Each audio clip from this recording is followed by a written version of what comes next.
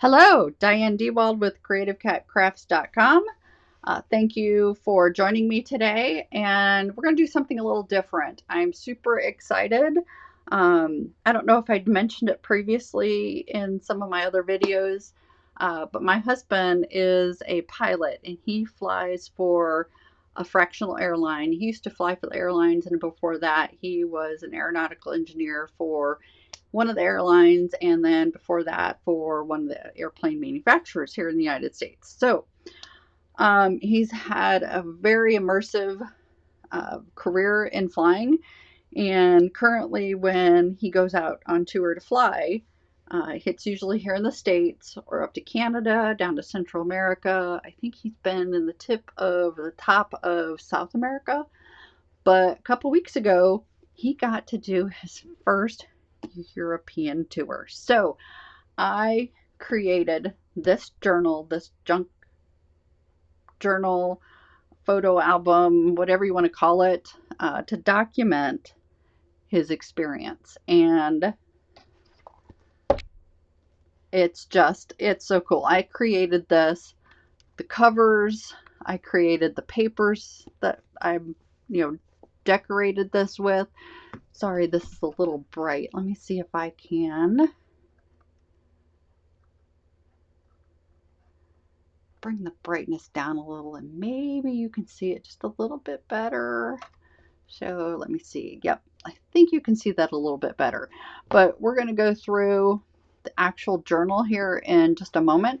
But I wanted to thank the designer of the templates that I used, and the paper itself that I decorated this with, I designed, and I'll show you some of my different printers and how that shows up. But the actual journal templates itself is a woman who has an Etsy store. The Etsy store is called Genevieve Designs, and I have a ton of her templates.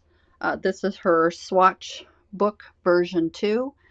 I am not getting any kind of commission, recognition. I don't know her at all other than through her Etsy store and her YouTube video tutorials when she does her own journals. But it's really cool because she gives you all the different pieces when you buy a template set through her Etsy store. So if you're into doing journals, junk journals like this, and you like to do them from scratch, or you're interested, I highly recommend going over and checking out her store. They're very reasonably priced, and she's got a ton of YouTube videos to walk you through these.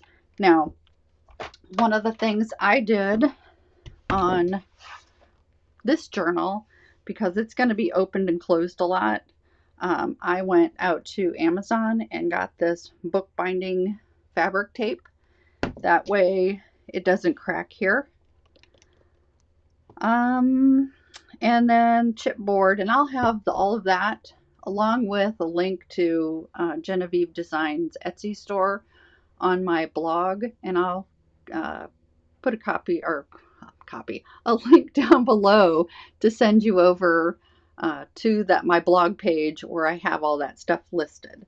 But decorations. So I needed European paper, and I've been dabbling in creating papers myself, and I have several of them out on my Etsy store. This one, it's Vintage Europe. So I'll also have a link down below to my Etsy store for this collection of papers. But I did want to show you it, depending on your printer, it may come out a little different. Now, I printed on 28-pound paper, and I think it's beautiful. Now, depending on what I'm using it for, so if I was doing cards or something like along those lines, I would print it out using my laser printer. The colors are just a little more vibrant and crisp. And then my inkjet printer if I'm doing a scrapbook journal like this and I want something that's a little more aged looking, I will use my inkjet printer. It also, my inkjet printer does border, and it also does borderless, and it does cardstock up to 12 by 12 inches. So I have a lot of versatility with my inkjet, and I love it. But here are the papers,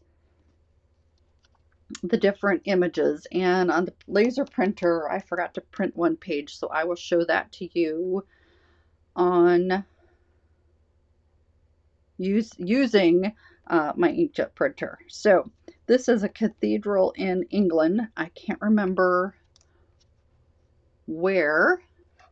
Let me zoom you in so you get a little closer view. There. And you can't see it, but I can. There we go. I had a little thing up here in the corner and I needed to get it out of the way. So this is a cathedral in Europe, and these images that you're seeing are in the public domain, and I've checked out copyright. So these are all copyright free, at least for me printing. Once you print them and you utilize these in your own designs, if you need to sell them, you can do that. You can sell the finished good, but you can't resell my papers just like this as they are. So Cathedral in England, and then I did some journaling lines on it. This is Ancient Milan. It was a watercolor painting and I washed it out. I design everything currently in a program called Procreate for iPad.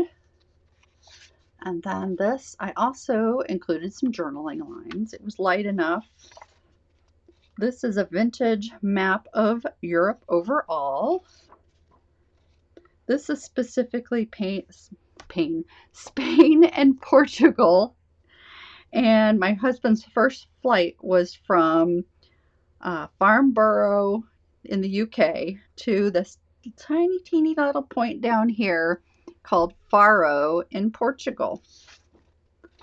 And this, of course, is the cover of the journal I used, but at my copy I had added my Europe tour, and I added some clouds just to make it look interesting. And then, of course, you know, my little tag here.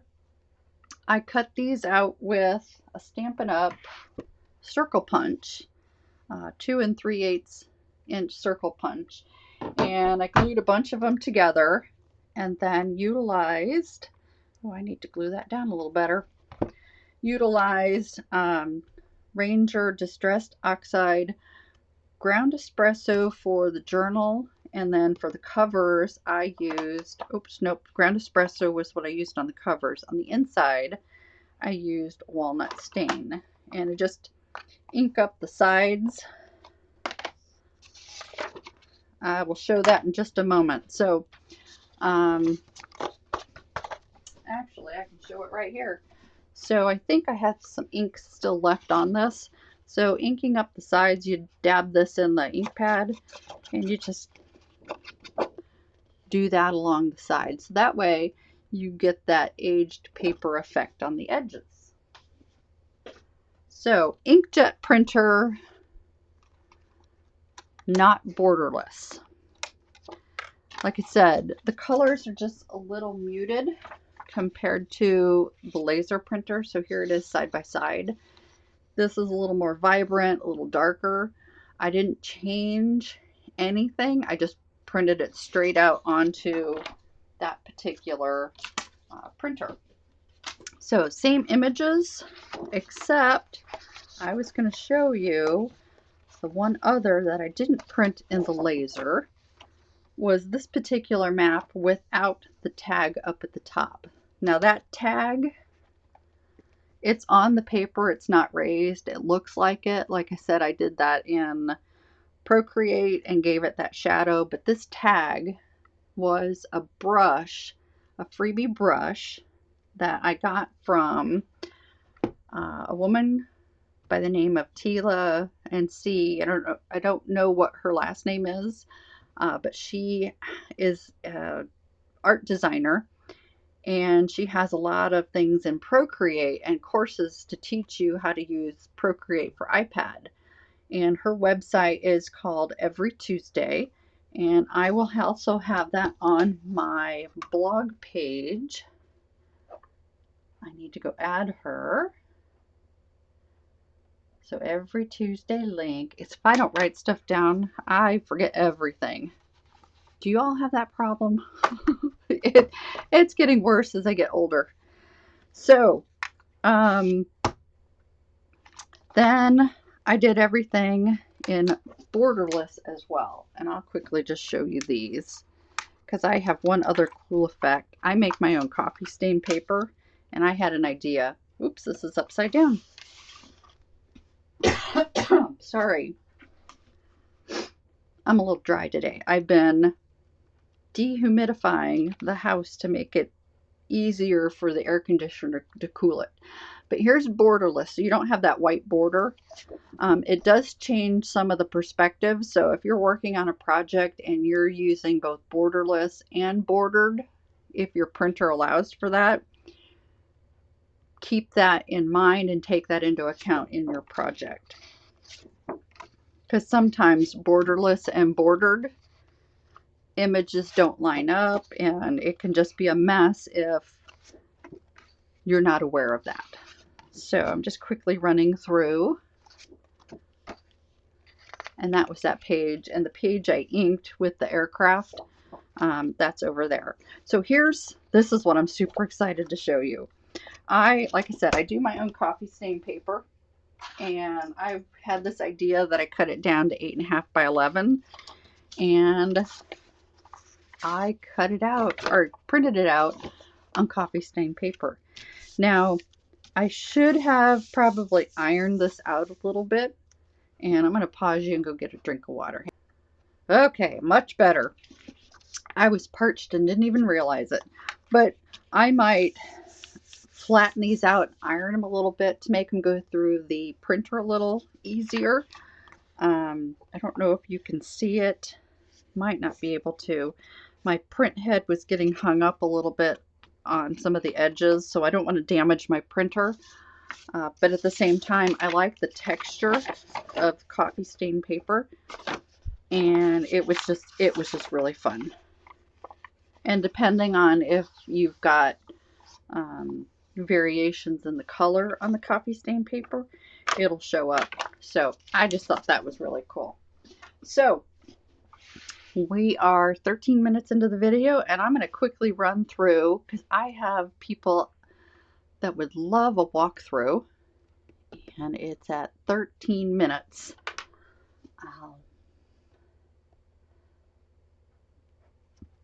So, cool cover, and then I line the inside.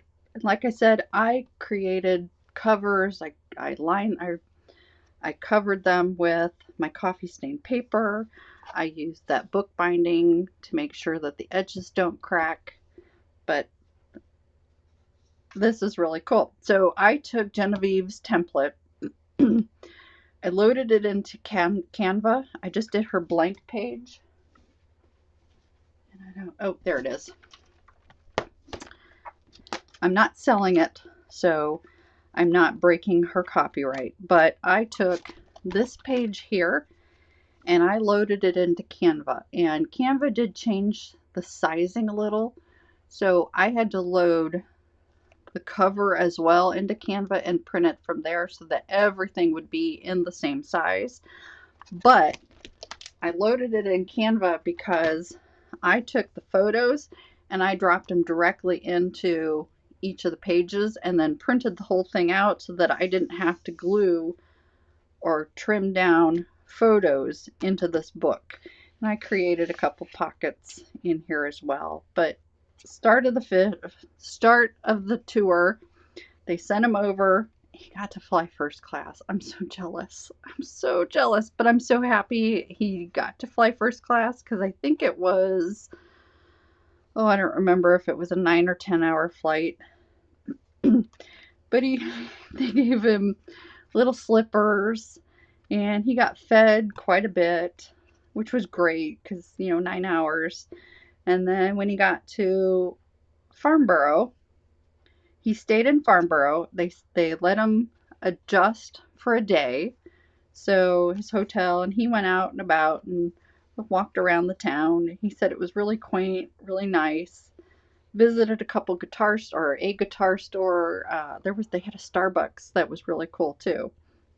So first flight out of Farnborough, and went down to Faro, Portugal, which is really cool. And here's another pocket, and here's the papers that I was using. Um, I just thought it was really cool, those papers. And then I gave him some places he can come back in and journal some of his experience if he wants to. If not, that's fine.